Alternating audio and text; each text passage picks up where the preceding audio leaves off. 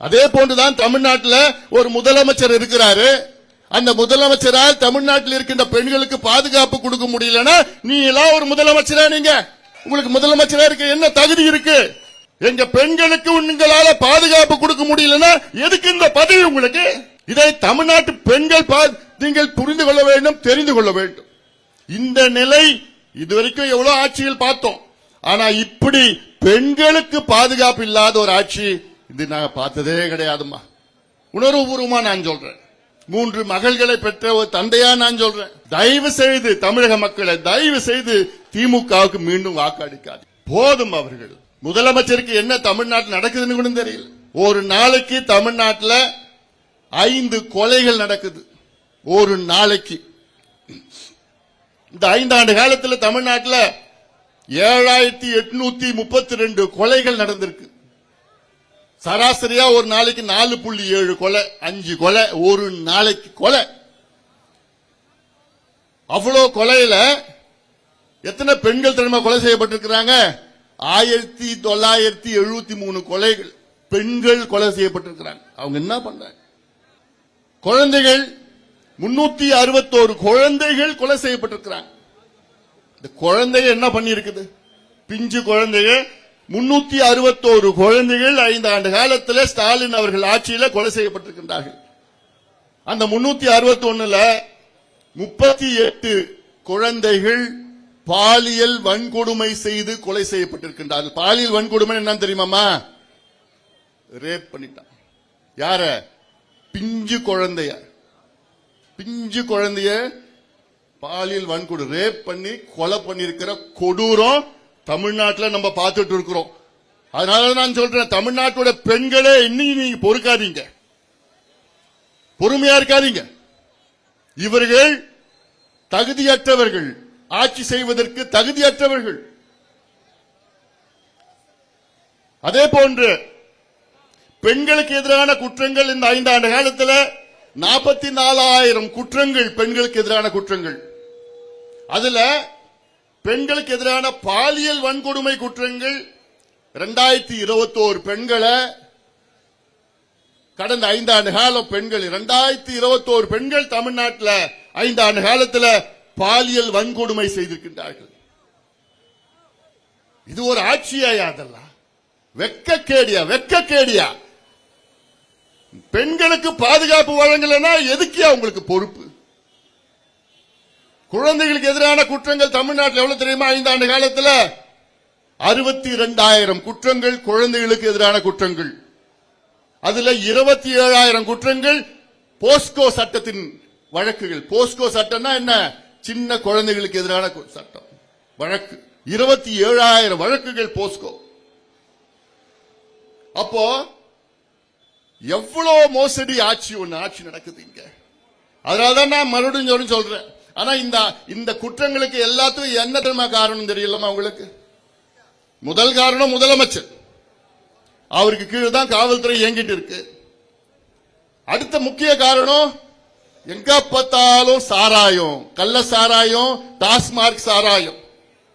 தமிழ்நாட்டில் 4700 டாஸ்மாக் கடைகள் இருக்கிறது. தமிழ்நாட்டில் 1500 மணமகிழ் மன்றங்கள். மணமகிழ் மன்றங்கள் என்ன தெரியுமாமா? கிளப், கூத்தடிக்கிற கிளப். டாஸ்மாக் கடையை மூடுறானா பேருக்குன்னு ஒரு 500 கடையை மூடிட்டானுங்க. இங்க 1500 கிளப்ப திறந்துட்டானுங்க. கிளப்ல எப்ப போனாலும் குடிக்கலாம். ஆனா கேட்டா நாங்க 500 டாஸ்மாக் கடையை மூடிட்டோம். 25,000 சந்து கடைகள் இருக்கிறது. சந்து கடைகள் தெரியலமா? 2 டாஸ்மாக் கடை நடுவுல சந்து கடை. ஒண்ணு இல்ல, 10 சந்து கடை இருக்கு. தமிழ்நாட்டில் 25,000 சந்து கடை இருக்கு. சாராயம் விற்கிற, டாஸ்மாக் சரக்கு விற்கிற சந்து கடை. 24 மணி நேரமும் சாராயம் கிடைக்குது. எல்லாம் பிளாக்ல கிடைக்குது. அந்த காசு யாருக்கிட்ட போகுது? ஸ்டாலின் அவருடைய குடும்பத்துக்கு போகுது. ஒரு பக்கம் மது சாராயம், இன்னொரு பக்கம் கஞ்சா, போதை பொருட்கள். இந்த 5 ஆண்டு காலத்தில் எவ்வளவு கஞ்சா விற்பனை செஞ்சிருக்காங்க தெரியுமா? தமிழ்நாட்டில் 22 லட்சம் கிலோ. இது சும்மா நான் ஏதோ கணக்கு சொல்லல, எண்ணிக்கை சொல்லல. இது அரசு கொடுக்கிற தரவு, கவர்மெண்ட்டுக்கு வந்த தரவு.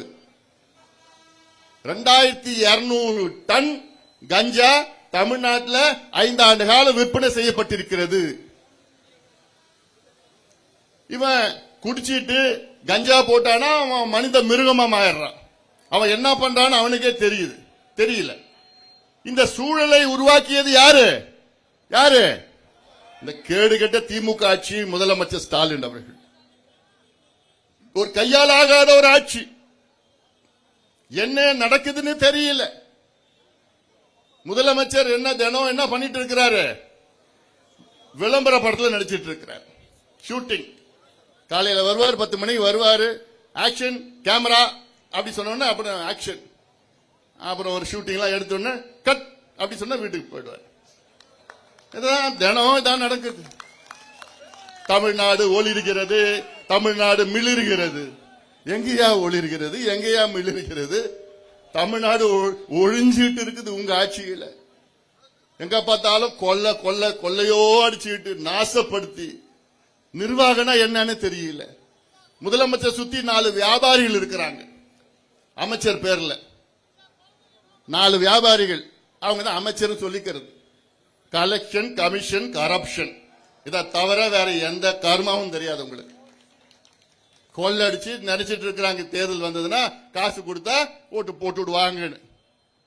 ஆனா எனக்கு ஒரு ஆசை, கடலூர் மாவட்டம் இது என் மண்ணு, தென்னார்காடு மாவட்டம்.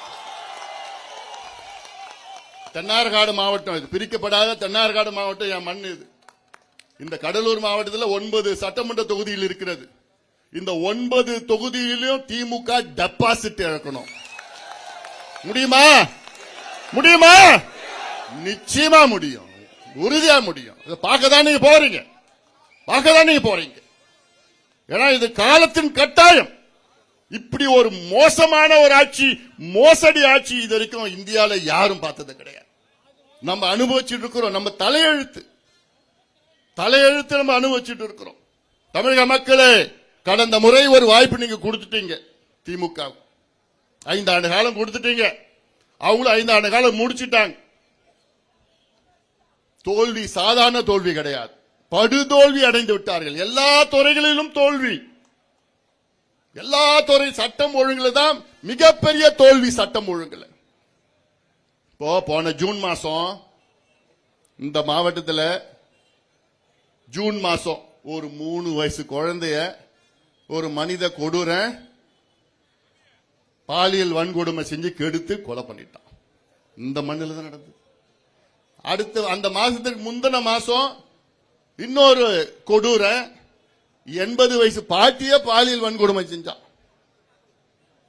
3 வயசு குழந்தையும் அதுக்கு முந்தின மாசம் 80 வயசு பாட்டி. அப்ப என்ன நிலையில இருக்கிறாங்க? போன வாரம்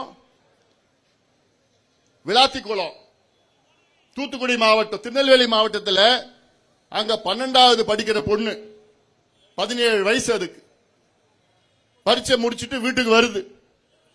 வந்து ராத்திரி வெளியில போது, பாத்ரூம் போனோன்னு போது, திரும்பி வரல. எங்கடா தேடிட்டு இருக்கிறாங்க. உங்க அப்பா அம்மா தேடுறாங்க, ராத்திரி ஃபுல்லா தேடுறாங்க. போலீஸ்ல போய் கம்ப்ளைண்ட் கொடுக்கறாங்க. போலீஸ் என்ன சொல்றாங்க? வந்துரும். அடுத்த நாள் தேடுறாங்க, எங்க இல்ல. அடுத்த நாள் சாயங்காலம் 5 மணிக்கு காட்டுல அப்படியே துணியெல்லாம் எதுவாகி ரத்த காயங்களோட இறந்து இருக்கு. என்னன்னு பரிசோதனை பண்ணி பார்த்தா பாலியல் வன்கொடுமை செஞ்சு கெடுத்துட்டு கொலை பண்ணிட்டானுங்க. எப்ப நடந்தது? 5 நாளுக்கு முன்னாடி நடக்குது. தமிழ்நாட்டில் நடக்குது 5 நாளுக்கு முன்னாடி. அதுக்கு ஒரு 2 நாளுக்கு முன்பு கிருஷ்ணகிரி மாவட்டத்தில் எவ்வளவு வயசு தெரியுமா குழந்தை? 2.5 வயசு குழந்தை. அது யார் தெரியுமா கெடுத்து கொலை பண்ணா? திமுகவுடைய இளைஞர் சங்கம் பொறுப்பாளர். 2.5 வயசு குழந்தைய கொலை பண்ற அளவுக்கு, அதை கெடுத்து கொலை பண்ற அளவுக்கு ஒரு மனநிலையை தமிழ்நாட்டு இளைஞர்களுக்கு உருவாக்கிய ஸ்டாலின் அவர்களே, உங்களை தமிழ்நாடு மக்கள் மன்னிக்காது. மக்கள் மன்னிக்க மாட்டாங்க. தாய்மார்கள், பெண்கள், பெற்றோர்கள் நிச்சயமா மன்னிக்க மாட்டாங்க. மன்னிக்கவும் கூடாதியா. 4 மாதத்துக்கு முன்பு கும்மிடிப்பூண்டி பகுதியில ஆரப்பாக்குன்னு ஒரு கிராமம். அந்த ஆரப்பாக்கத்து கிராமத்துல 8 வயசு குழந்தை பள்ளிக்கூடம் போயிட்டு வீட்டுக்கு போகுது, காணோம். 3 மணி நேரம் தேடுறாங்க, கிடைக்கல. 3 மணி நேரத்துக்கு பிறகு அப்புறம் அந்த குழந்தை வருது, கீறி வச்சு ரத்த காயத்தோட துணிலாம் அப்படியே போயிட்டு அந்த வீட்டுக்கு வருது, குழந்தை வருது. உங்க அப்பா அம்மா கதறாங்க, அழுகுறாங்க. என்னன்னு கேட்டா, என்ன ஒருத்தன் கூட்டிட்டு போய் இது பண்ணிட்டான். உடனே போலீஸ் ஸ்டேஷன் போறாங்க, கம்ப்ளைண்ட் எடுக்க மாட்டாங்க. ஏன்னா கம்ப்ளைண்ட் எடுத்தா அரசாங்கத்துக்கு கெட்ட பேர் வந்துருமா, ஸ்டாலினுக்கு கெட்ட பேர் வந்துருமா. அப்புறம் நம்ம கட்சியில பாட்டாளி மல் கட்சியில போய் அங்க நிர்வாகிகள் எல்லாம் போயிட்டு போலீஸ் ஸ்டேஷன் முடி வாசல்ல உட்கார்ந்த உடனே அப்பதான் கம்ப்ளைண்ட் எடுக்கிறாங்க. எடுத்துட்டு சரி நீங்க கிளம்புங்க, நாங்க பாத்துக்கிறோம். ஒரு வாரம் ஒண்ணும் பண்ணல. அதன் பிறகு நம் கட்சியில பொருளாளர் திலகபாமா கிட்ட போன் பண்ணி நாங்க நீங்க நேரா போங்க சொல்லி அந்த அம்மா தரையில உட்காந்துக்கிட்டு எல்லாம் ஒரு 1000 பேர் வச்சுக்கிட்டு உட்கார்ந்த பிறகுதான் அப்புறம் தான் போலீஸ் டீம் ஒரு 2 டீம் 3 டீம் 4 டீம் போட்டு ஒரு மாசத்துக்கு அப்புறம் ஒருத்தனை பிடிச்சான். எங்க பிடிச்சானா ஆந்திராவில் சூலூர்பேட்டில் பிடிச்சான், அசாம்காரன். அவனை பிடிச்சி விசாரணை பண்ண அவன் சொல்றான், நான் திங்கக்கிழமை செவ்வாய்க்கிழமை திங்கள் செவ்வாய் புதன் வியாழன் 4 நாள் நான் அங்க சூலூர்பேட்டையில் ஆந்திராவில் வேலை செய்வேன். வெள்ளி சனி ஞாயிறு 3 நாள் தமிழ்நாட்டுக்கு வந்துருவேன். தமிழ்நாடு அங்க பார்டர்ல இருக்கு. தமிழ்நாட்டுக்குன்னா ஒரு 30 கிலோமீட்டர் இந்த பக்கம் வந்து தமிழ்நாடு. தமிழ்நாடுக்கு போயிடுவேன். ஏன்னா தமிழ்நாட்டில் தான் கஞ்சா கிடைக்கும், கள்ளசாராயம் கிடைக்கும், போதை பொருள் கிடைக்கும், போதை மாத்திரை கிடைக்கும், பொண்ணுங்க கிடைப்பாங்க. இது எவ்வளவு கேவலம் தமிழ்நாட்டுக்கு. இது எப்பேற்பட்ட மண் இந்த மண். கண்ணகி வாழ்ந்த மண் இந்த மண். ஏன் இந்த மண், அஞ்சலை அம்மாள் வாழ்ந்த மண் இந்த மண், கடலூர் மண் இந்த மண். நம்ம எல்லாம் அஞ்சலை அம்மாளுடைய பேர பசங்க பேத்திங்க. வீர மங்கை அஞ்சலை அம்மாள் வாழ்ந்த மண் இந்த மண்.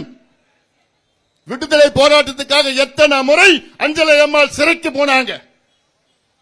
காந்தி அவர்களே அஞ்சலை அம்மாளை போய் பார்க்கணும் பார்க்கணும் பார்க்கணும் பார்க்க விடல வெள்ளக்காரங்க. மறைமுகமா போய் பார்த்தாங்க. அவங்க சிறையில் இருக்கிறப்பதான் அவங்க கர்ப்பமாய் சிறைக்கு அனுப்பிச்சிட்டு சிறையில தான் பிரசவம் நடக்குது. அப்படிப்பட்ட மண் இந்த மண். அப்படிப்பட்ட வீர மங்கைகள் வாழ்ந்த மண் தமிழ்நாடு. அப்படி இருக்கிற தமிழ்நாட்டில் ஒருத்தன் அசாம்காரன் சொல்றான், நான் தமிழ்நாட்டுக்கு நான் எதுக்கு போறேன்னா கஞ்சா அடிக்கிறதுக்கு போறேன், தண்ணி அடிக்கிறதுக்கு போறேன். அதை அடிச்சதுக்கு அப்புறம் எனக்கு என்ன ஆகும் தெரியாது, தெரிஞ்சு அங்க இருக்கிற பெண்களை நாசப்படுத்திட்டு வருவேன். இனியும் தயவு செய்து விட்டு வைக்காதீங்க. நான் சொல்றேன், தாய்மார்கள் உங்கள் காலை பிடிச்சி நான் கேட்கிறேன். ஸ்டாலின் மறுபடியும் வந்தாப்புல வரப்போறது இல்லை, அது வேற. நான் சொல்றேன், நான் வந்தாப்புலனா அவ்வளவுதான் உங்க பிள்ளைங்க பேர பிள்ளைங்க. ஏன்னா நான் சொல்றது கஞ்சானா அதோட மோச போதை பொருட்கள் இருக்கிறது. காக்கேன், ஹெராயின், அபின், எல்எஸ்டி, பென்டனைல், மித்தைல் ஆம்பெட்டமின், இதெல்லாம் பவுடர். ஊசி போடுவான், மாத்திரை போடுவான், ஸ்டாம்பு போடுவானுங்க. அமெரிக்காவில் என்னென்ன போடுறாங்களோ அமெரிக்கா பத்தி தெரியலமா, அங்க அவ்வளோ போதை பழக்கம் அமெரிக்காவில். அதுல எல்லாமே தமிழ்நாட்டில் வித்துட்டு இருக்கிறான். நகரத்தில் மட்டும் கிடையாது, கிராமத்தில் குக்கிராமத்தில் இங்க பிள்ளைங்க போற பள்ளிக்கூடம் வாசல்ல, கல்லூரி வாசல்ல, வேலை செய்யற இடத்துல சரளமா கிடைச்சிட்டு இருக்கு. காரணம், ஒரு கையால் ஆகாத திமுக அரசு, கையால் ஆகாத ஒரு முதலமைச்சர் ஸ்டாலின் அவர். அதுக்குதான் நான் கேட்கிறேன், எங்கள் கூட்டணிக்கு ஆதரவு கொடுங்கள் தமிழக மக்களே. அண்ணா திமுக தலைமையிலான கூட்டணிக்கு ஆதரவு கொடுங்கள். எடப்பாடி பழனிசாமி அவர்களை 2 மாதத்திலே அவர்களை முதலமைச்சராக்குங்கள். புதிய ஒரு தமிழகத்தை நாம் படைப்போம். புதிய தமிழகத்தை நாம் படைப்போம். பெண்களுக்கு பாதுகாப்பு, குழந்தைகளுக்கு பாதுகாப்பு, மான மரியாதை, சுயமரியாதையுடன் நாம் வாழ்வோம். இன்னைக்கு விவசாயிகள் எல்லாம் தற்கொலை பண்ணி கொண்டிருக்கிறார். 5 ஆண்டு காலத்தில் 3280 விவசாயிகள் தற்கொலை செஞ்சிருக்கிறாங்க. 5 ஆண்டு காலத்தில் நினைச்சு பாருங்க, எவ்வளவு ஒரு மோசடி. நமக்கு சோறு போடுற விவசாயி கடவுள் தற்கொலை பண்றாங்கன்னா, நீ எதுக்கு ஆட்சி பண்ற ஸ்டாலின் அவர்களே? உங்களுக்கு எதுக்கு எல்லாம் ஆட்சி? கொள்ளடிக்கிறதுக்கு ஒரு ஆட்சியா? எல்லாம் நீங்கள் சிந்தித்து பார்க்க வேண்டும். தமிழக மக்கள் சட்டம் கிடையாது, ஒழுங்கும் கிடையாது, எதுவுமே கிடையாது. காசு காசு காசு. எல்லாம் எந்த துறை எடுத்தாலும் மண்ணெல்லாம் கொள்ளடி, ஜல்லியா கொள்ளடி, மலையா கொள்ளடி, மரமா கொள்ளடி, நகராட்சியில வேலையா கொள்ளடி, டிரான்ஸ்பரா கொள்ளடி, ரோடா கொள்ளடி, பிரிட்ஜா கொள்ளடி, டாஸ்மார்க்கா கொள்ளடி, இப்படி எல்லாத்துலயும் கொள்ளையோ கொள்ளடிச்சு எவ்வளவு தெரியுமா? இந்த 5 வருஷத்துல கொள்ளடிச்சிருக்காங்க திமுக 6 லட்சம் கோடி ரூபாய்.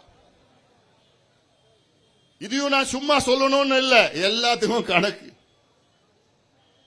இதெல்லாம் இந்த அறப்போர் இயக்கம் அது போன்ற இயக்கங்கள்லாம் இருக்கிறாங்க, அவங்க எல்லாம் வச்ச கணக்கு. இதெல்லாம் போட்டு இந்த கணக்கு எல்லாம் பார்த்தா 6 லட்சம் கோடி கொள்ளடிச்சு வச்சிருக்கிறாங்க.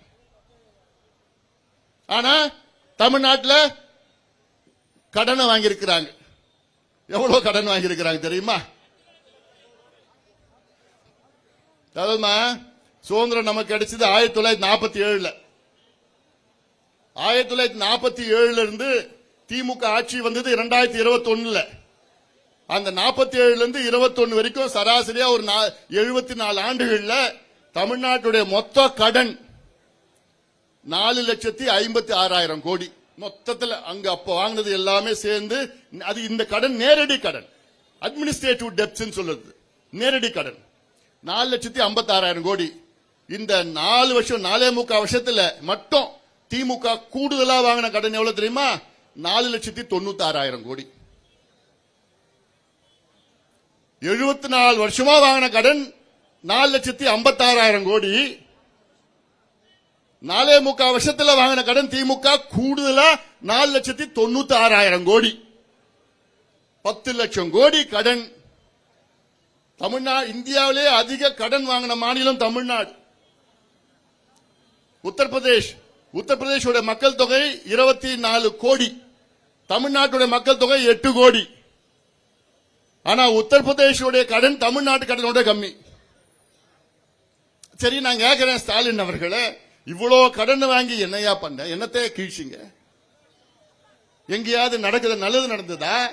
எங்கேயாவது பிரிட்ஜ் கட்டினாங்களா, ரோடு போட்டாங்களா? அதை எதுவும் கிடையாது, எல்லாம் கிடையாது. கடனை வாங்கி கடனை அடைக்கிறாங்க, கடனை வாங்கி வட்டியை கட்டுறாங்க. இதெல்லாம் ஒரு நிர்வாகம். தூக்கி எறிங்க போதும். தேர்தலுக்கு முன்பு 505 வாக்குறுதிகளை கொடுத்த திமுக எத்தனை திறமை நிறைவேற்றிருக்கிறாங்க? வெறும் 66. கொடுத்தது 505, நிறைவேற்றியது வெறும் 66. முழுமையா நிறைவேற்றிருக்கிறாங்க. 13 விழுக்காடு, வெறும் 13 விழுக்காடு தான் நிறைவேற்றிருக்கிறாங்க. சரி, ஒரு எக்ஸாம் போறீங்க, எக்ஸாம்ல எவ்வளவு பாஸ் மார்க்? 100 மார்க்ல எவ்வளவு பாஸ் மார்க்? எக்ஸாம் குறைஞ்சது 35 மார்க் எடுக்கணும். திமுக எவ்வளவு மார்க் எடுத்திருக்கு? 13 மார்க் எடுத்துருச்சு. 13 மார்க்னா என்ன? ஃபெயில். ஃபெயிலான கட்சி மறுபடியும் ஆட்சிக்கு வரலாமா? ஆட்சிக்கு வர விடுவீங்களா? விடக்கூடாது, தகுதி கிடையாது. ஃபெயில் ஆயிடுச்சியா? ஃபெயில் ஆயிடுச்சுன்னா தூக்கி போடு, போ. எங்க கூட்டணிக்கு வாக்களிச்சு எங்களுக்கு வெற்றி கொடு. நாங்க செய்யறோம், விவசாயிகளுக்கு நாங்க செய்யறோம், அரசு ஊழியர்களுக்கு நாங்க செய்யறோம், மீனவர்களுக்கு நாங்க செய்யறோம், நெசவாளர்களுக்கு நாங்க செய்யறோம், தொழிலாளருக்கு நாங்க செய்யறோம். எல்லாத்துக்குமே பெண்களுக்கு பாதுகாப்பு நாங்க கொடுக்கிறோம், குழந்தைகளுக்கு பாதுகாப்பு நாங்க கொடுக்கிறோம், உங்களுக்கு நல்ல பள்ளிக்கூடம் கொடுக்கிறோம், தரமான பள்ளிக்கூடம் கொடுக்கிறோம். சாத்திப்பட்டுல இருந்து தொடக்கப்பள்ளியிலிருந்து 2 பிள்ளைங்க அங்க போய் முதலமைச்சர் பார்த்த வீடியோ, முதலமைச்சர் டிராமா அதான் இந்த மாதிரி தினம் விளம்பர படத்தில் நடிச்சிட்டு இருக்கிறார் முதலமைச்சர். அப்புறம் நான் ஒரு ட்வீட் ஒன்று போட்டேன். சரி முதலமைச்சர் அவர்களே, அவங்க கலெக்டர் ஆகணும், பெரிய டாக்டர் ஆகணும்னு சொல்றீங்க, முதல்ல வாதியார் கொடுங்க. இந்த பள்ளிக்கூடத்தில், இந்த பள்ளிக்கூடத்தில் வாதியார் கிடையாது. இப்படி தமிழ்நாட்டில் எந்த பள்ளிக்கூடத்தில் வாதியார் கிடையாது. தமிழ்நாட்டில் அரசு பள்ளிக்கூடத்தில் 1 லட்சம் பள்ளிக்கூடத்தில் வாதியார்கள், 1 லட்சம் வகுப்பறைகள். பள்ளிக்கூடம் கிடையாது, 1 லட்சம் வகுப்பறையில் வாதியார் கிடையாது. அப்புறம் என்ன கல்வி கொடுக்க முடியும்? அப்போ இதெல்லாம் நீங்க சிந்திக்கணும். சிந்திச்சு நிச்சயமாக ஒரு மாற்றத்தை நாம் எல்லோரும் கொண்டு வர வேண்டும். உறுதியாக இது நம் கடமை. இது நான் தேர்தலுக்கு அரசியலுக்கு நான் சொல்வதை விட இது நம் ஒவ்வொருடைய கடமை. யார் என்ன கடமை? நம் பெண்களை நாம் பாதுகாக்க வேண்டும். ஏன்னா நம் பெண்கள் நம்ம கடவுள், நம்ம கடவுள் எல்லாமே பெண்கள் தான். நம்ம குலசாமி இல்ல பெண்கள் தான். உலகத்துல அதிக அளவில் பெண் தெய்வங்கள் இருக்கிற மண் தமிழக மண். உலகத்துல அதிக பெண் தெய்வங்கள் இருக்கிற மண் தமிழ்நாடு மண். நம்ம ஆறுகள்லாம் பெண்கள் பேர் வச்சிருக்கிறோம். காவேரி, வைகை, கோதாவரி வச்சிருக்கிறோம். ஏன்? கடவுளா நம்ம வணங்குகின்ற பெண்கள். அப்படிப்பட்ட பெண்களுக்கு பாதுகாப்பு வழங்க முடியலன்னா துப்பில்லாத ஒரு ஆட்சியை தூக்கி எறியுங்கள். தமிழக மக்களே தூக்கி எறியுங்கள். இவர்கள் ஆண்டது போதும். அதனாலதான் நான் சொல்றேன், இது தமிழ்நாடு முழுவதும் இந்த உணர்வு, அப்படியே கோபம், கொந்தளிப்பு உணர்வு எல்லாமே இருக்கு. இதை இன்னும் நம்ம வெளிப்படுத்தணும்.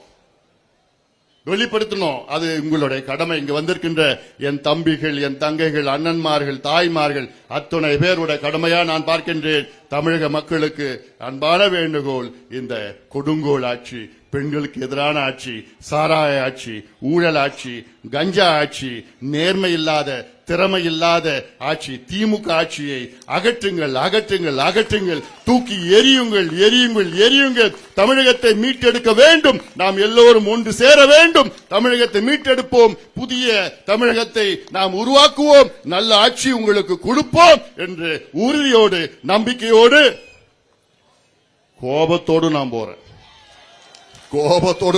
நான் இந்த கோபம் எப்ப அடங்கும் தெரியுமா? மே மாதம் 4ஆம் தேதி ரிசல்ட் வந்த பிறகு எடப்பாடி பழனிசாமி தமிழ்நாட்டின் முதலமைச்சர் என்ற அறிவிப்பு பிறகுதான் இந்த கோபம் எனக்கு அடங்கும். அதோட நான் மட்டும் இல்ல, நீங்க எல்லாமே அந்த கோபம், அந்த உணர்வு, அந்த வேகம் இருக்கணும். இதெல்லாம் தமிழ்நாட்டு மக்கள் மத்தியில் சொல்லுங்க. சொல்லி நிச்சயமாக ஒரு மாற்றத்தை நாம் எல்லோரும் கொண்டு வருவோம் என்று சொல்லி விடைபெறுகிறேன்.